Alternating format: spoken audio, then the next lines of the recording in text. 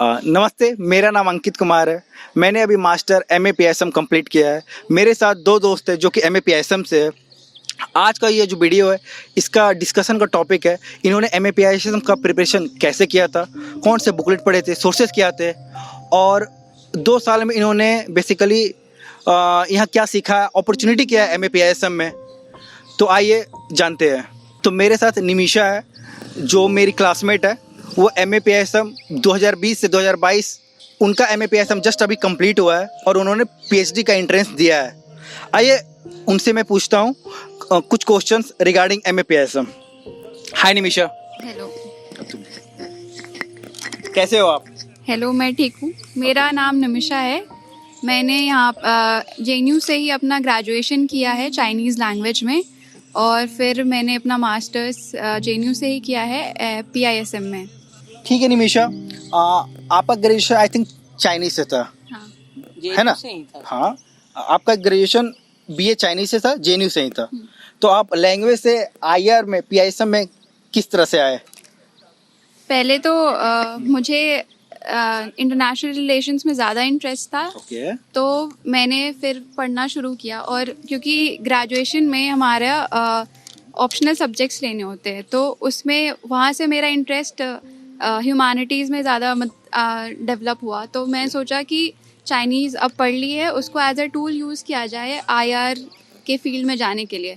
तो फिर मैंने अपने मास्टर ग्रेजुएशन ख़त्म होने के बाद फिर मैंने एंट्रेंस दिया, और फिर यहाँ पे मेरा एडमिशन हो गया। तो फिर मैं मास्टर्स मैं एसआईएस में आ गई। बहुत बढ़िया निमिषा। आपका स्ट्रेटेजी क्या क्या था? क्योंकि आपने I think BA political science नहीं किया है। जहाँ तक मुझे पता है एमए पीएसएम से मोस्टली लोग पॉलिटिकल साइंस के बैकग्राउंड के लोग आते हैं, राइट?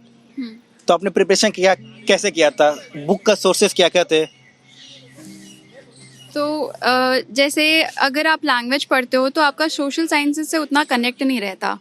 तो मेरी स्ट्रैटेजी बाकी जो लोग ह्यूमैनिटीज़ बैकग्राउंड से नहीं हैं उनके लिए ज़्यादा हेल्पफुल रहेगा। जैसे मैंने, क्योंकि मुझे एक्चुअली में उतना ज़्यादा कुछ आइडिया नहीं था, तो मैंने पहले तो सीनियर से अपने बात की थी, और उन्हीं सीनियर से बात की थी जिनका ज़्यादा बैकग्राउंड नहीं था, तो क्योंकि वो मुझे ज़्यादा अच्छे से गाइड कर पाए। तो सबसे पहले उन्होंने ये बोला कि तुम शुभ्रा रंजन के नोट्स पढ़ो, क्योंकि उसमें बहुत सिंपल टर्म्स में एकदम कॉन्सेप्ट समझाए हुए हैं, और बहुत इम्पोर्टेंट है शुभ्रा रंजन के नोट्स, राइट? हाँ। चलो यूपीएससी करे वो भी पढ़ते हैं। हाँ। और जिनको जेएनयू में एसआईएस के लिए प्रिपेयर करना है, they can also look up to that notes, right? Yes. तो उसमें सारे कॉन्सेप्ट्स है, और क्योंकि यहाँ का जो एमए का एंट्रेंस होता है, हाँ, उसमें इतने डिटेल में आपको सब्जेक्ट नॉलेज नहीं चाहिए होती है। आपको बेसिक अंडरस्टैंडिंग चाहिए होती है कॉन्सेप्ट्स की। तो इसीलिए मैंने शुभ्रा रंजन पढ़ा। फिर मुझे दूसरा सजेशन ये मिला था कि आप विकिपीडिया में बेसिक थियरीज के बारे में पढ़ो। तो क्योंकि ये एमसीक्यू फॉर्मेट है, आपको आंसर्स नहीं लिखने हैं, तो आपको फैक्चुअल नॉलेज ज़्यादा होना चाहिए। तो इसीलिए मैंने विकिपीडिया का हेल्प लिया। मैंने शुभ्रा रंजन पढ़ा कॉन्सेप्ट्स के लिए। बाकी और करंट अफेयर से आते हैं क्वेश्चन, तो फिर जो स्टैटिक पोर्शन है उसके लिए तो आप विकिपीडिया और शुभ्रा रंजन से पढ़ सकते हैं। ठीक है। फिर उसके बाद जो आपका डायनामिक पोर्शन है, जैसे कि हो गया आईआर में अभी क्या चल रहा है, उसके लिए आप कोई भी जो यूपीएससी की कोचिंग सेंटर्स है वो ईयरली कंपाइलेशन बनाते हैं। जैसे विजन है, इनसाइट्स हो गए, तो उसका आप ईयरली कंपाइलेशन में आप इंटरनेशनल रिलेशंस वाला पार्ट पढ़ सकते हैं। और बाकी मतलब पहले, और फिर उसके बाद ये थोड़ा बेसिक स्टडी करने के बाद आप प्रीवियस ईयर्स क्वेश्चन देखिए, तो उसमें आपको पता चलेगा कि कौन से सेक्शन में का क्या वेटेज है और कौन सा सेक्शन कितना रेलेवेंट है। तो उसमें आपको पता चलेगा कि आपका पहला रेलेवेंस होना चाहिए इंटरनेशनल हिस्ट्री पढ़ने का। आप इंटरनेशनल हिस्ट्री पढ़िए, उसमें से बहुत क्वेश्चंस आते हैं। फिर आईआर थियरी में से बहुत सारे क्वेश्चंस आते हैं, तो ये आईआर थियरी आपका पार्ट कवर हो जाएगा शुभ्रा रंजन के नोट से। इनफैक्ट हिस्ट्री भी मोस्टली उधर से कवर हो जाएगा। तो प्रीवियस ईयर क्वेश्चन से आपको पता चल जाएगा कौन से सेक्शंस ज़्यादा इम्पोर्टेंट है, आप उसको कवर कीजिए और सॉल्व कीजिए आप पेपर। और आप ज़्यादा एम्फेसिस कीजिए आप बुक्स और ऑथर्स और उनके थियोरी के नाम याद करने पे और प्रैक्टिस करने पे, क्योंकि उससे सबसे ज़्यादा क्वेश्चंस आते हैं। बाकी यही मेरी स्ट्रैटेजी थी। ओके निमिषा जी, फिर आप बताओ MAPSM में अपॉर्चुनिटी क्या है? आई मीन लोग जो यहाँ MAPSM करते हैं उनका आगे का अपॉर्चुनिटी क्या है? करियर अपॉर्चुनिटी क्या है? क्या वो एकेडमिक्स में जा सकते हैं, एकेडमिक्स अच्छा कर सकते हैं, किसी थिंक टैंक में जा सकते हैं? और अदरवाइज बहुत लोग इसलिए JNU आते हैं मास्टर में क्योंकि उनको UPSC प्रिपरेशन करना होता है, right? So how do you see this? आपके बहुत सारे दोस्त होंगे जो UPSC कर रहे होंगे मास्टर के साथ ही, तो आप इसको कैसे देखते हो? बहुत लोग क्या दोनों कर सकते हैं या सिर्फ एकेडमिक्स ही करना चाहिए? आप अपना पॉइंट ऑफ व्यू बताएं। यहाँ ये ऐसा कोर्स है जो कि बहुत सारे डोमेन्स को टच करता है, तो आपके पास अगर आप टाइम मैनेजमेंट करते हो तो आप कुछ भी कर सकते हो, पहली तो ये बात। और स्कोप के बारे में मैं ये बताना चाहती हूँ, जैसे मैं ग्रेजुएशन चाइनीज़ लैंग्वेज में था, तो उसके हिसाब से मैं आपको स्कोप बता सकती हूँ। पहली बात तो आप थिंक टैंक्स जैसे ICS हो गया, तो आप उन वैसे थिंक टैंक्स में काम कर सकते हो। बाकी बहुत सारे जनरल थिंक टैंक्स भी है जिसमें स्पेसिफिक एरिया की ज़रूरत नहीं है, तो आप उसमें भी काम कर सकते हो। निमिषा, आप डायलेमा बताओ UPSC रिगार्डिंग एकेडमिक्स। वो तो आपके चॉइस पे डिपेंड करता है। ओके, अगर लड़का चाहे तो दोनों कर सकता है, हाँ, राइट? हाँ। अच्छा, एकेडमिक्स में क्या अपॉर्चुनिटी है, करियर क्या है? एकेडमिक्स आप MA UGC नेट के बारे में थोड़ा बता सकते हैं, PhD के बारे में बता सकते हैं, in India, abroad India? IR में बहुत स्कोप है। अगर आप Okay. एकेडमिक्स में फोकस करते हो तो आप बहुत अच्छा कर सकते हो, जैसे क्योंकि ये आप एक स्पेसिफिक डोमेन में जा रहे हो। जैसे मैं चाइना में अगर मैंने अभी एंट्रेंस दिया है, अच्छा। तो अगर मैं उसमें आगे बढ़ना चाहती हूँ तो बहुत अच्छा स्कोप है, और ऐसा स्कोप है कि आप एटलीस्ट आप कोई अच्छी नौकरी ढंग की नौकरी कर You'll सकते get a हो। comfortable job, Yes. right? Okay, thank you Nimisha. Thank you. अब मेरे साथ आकाश जी है, ये भी मेरे क्लासमेट है। इन्होंने MAPSM मेरे साथ ही कंप्लीट किया है। इन्होंने अभी PhD का एंट्रेंस दिया है। आइए मैं इनसे पूछता हूँ, आकाश जी अपना इंट्रोडक्शन संक्षेप में करें। हेलो, नमस्ते। मेरा नाम आकाश कुमार है और मैंने अपना graduation IIT Kanpur BTech electrical engineering में किया है, और फिर मैंने 1 साल UPSC की प्रिपरेशन की है। फिर उसके बाद मैं JNU के MAPSM में एडमिशन लिया, और अभी मैंने मास्टर कंप्लीट करके और फिर उसके बाद PhD के लिए अप्लाई किया हूँ, और मैंने JRF भी क्लियर किया है, और right now I am waiting for my result. बहुत बढ़िया आकाश जी। तो आकाश जी, आपका जो बैकग्राउंड है वो बिल्कुल ह्यूमैनिटी से बहुत दूर है, राइट? आपने BTech किया है इलेक्ट्रॉनिक्स में, और आपने JRF भी निकाला पॉलिटिकल साइंस में। आपने MAPSM लिया जो कि IR एक फील्ड है, पॉलिटिकल साइंस का सब फील्ड है कह सकते हैं हम। सो किस तरह से आपने प्रिपरेशन किया? जैसा कि आपने बताया अंकित जी कि मेरा बैकग्राउंड नहीं है पॉलिटिकल साइंस, और ये मेरे लिए बहुत चैलेंजिंग था कि मैं कैसे प्रिपरेशन करूं।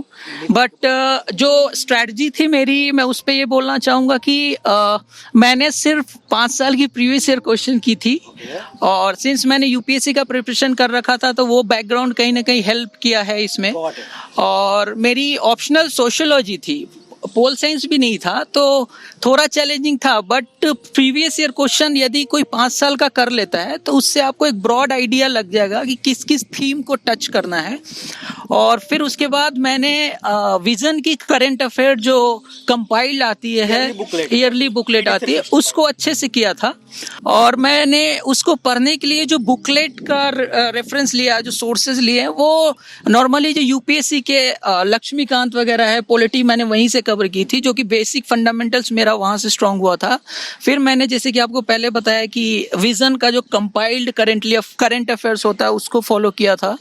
फिर उसके बाद मैंने प्रीवियस ईयर क्वेश्चन को बहुत अच्छे से किया था। मुझे लगता है उसका नोट्स बना लिया था, उसके एक एक थिंकर प्लस उसके एक एक ऑप्शंस को अच्छे से एक्सप्लोर किया था। एक बड़ा इंपॉर्टेंट क्वेश्चन है आकाश जी, बहुत लोगों को पता नहीं होता है कि पॉलिटिकल साइंस, PISM, IRAS अब जो नया CUET आया है उसके अंदर तीनों का कोड 42 है, राइट? तो पहले अलग अलग होते थे, पॉलिटिकल साइंस के एग्जाम अलग होते थे और आईआर में बेसिकली मास्टर लेवल पे दो कोर्स होते हैं, पीआईएसएम, आईआरएस। ये तो बेसिकली पीआईएसएम बेसिकली आप इंटरनेशनल थ्योरी पढ़ते हो, आईआरएस बेसिकली उसमें आप एरिया स्टडी पढ़ते हो, like middle east, China, like Eurasia, Europe. तो अभी बट तीनों का इंक्लूडिंग पॉलिटिकल साइंस, तीनों का जो क्वेश्चन पेपर है सेम ही है। सो आप लाइक उसमें थोड़ा बताएं।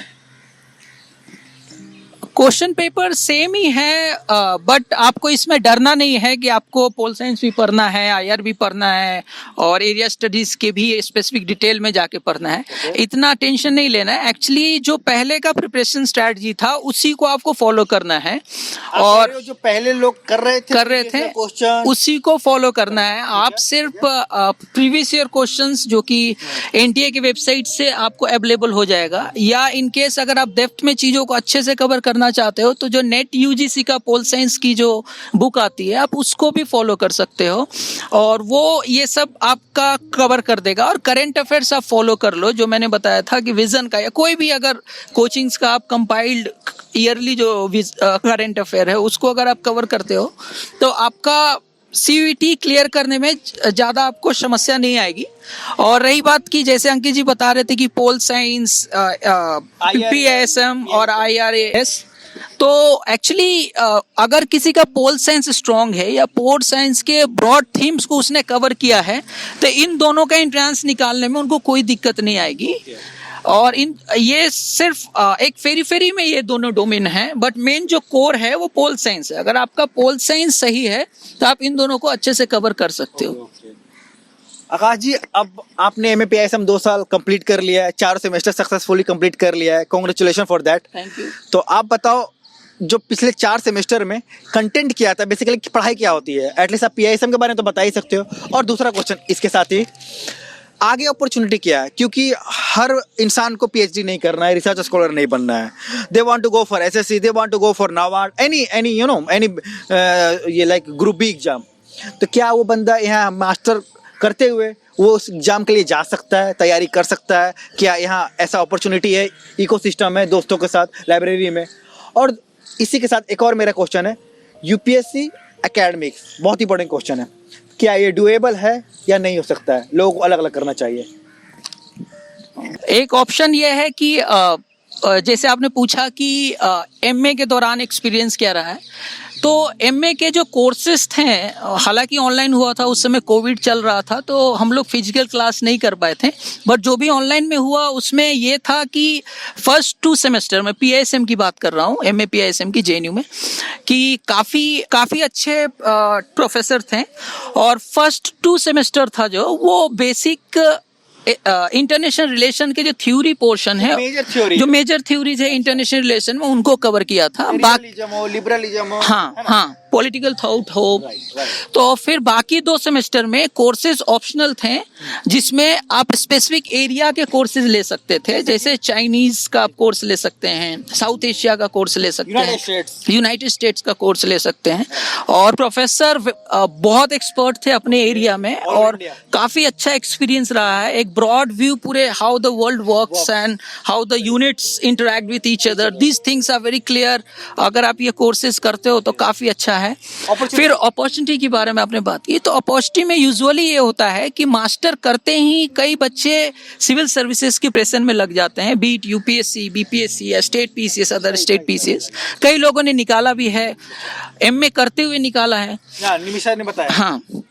फिर उसके बाद आप अगर मास्टर अपना कंप्लीट कर लेते हो तो आप थिंक टैंक ज्वाइन कर सकते हो, जैसे कि निमिषा ने ऑलरेडी ये पॉइंट कवर कर दिया है कि थिंक टैंक ज्वाइन कर सकते हो आप। अगर चाहो तो कोई टीचर के अंडर कोई प्रोजेक्ट में इन्वॉल्व हो सकते हो अगर वो प्रोजेक्ट रन कर रहे हैं तो।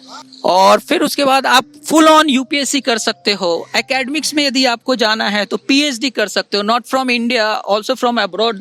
आपको जहां अप्लाई करना वहां अप्लाई कर सकते हो। एमए पीआईएसएम डिग्री जो आईआर की डिग्री, जो पोल साइंस की डिग्री फ्रॉम जेएनयू, इसका काफी हाई वैल्यू है। हाई वैल्यू है। आप चाहे तो आप न्यूज चैनल ज्वाइन कर सकते हो। आईआर जो सीट होती है हर एक न्यूज चैनल में, जो कॉरेस्पॉन्डेंट वाली सीट होती है, वो भी आप ज्वाइन कर सकते हो।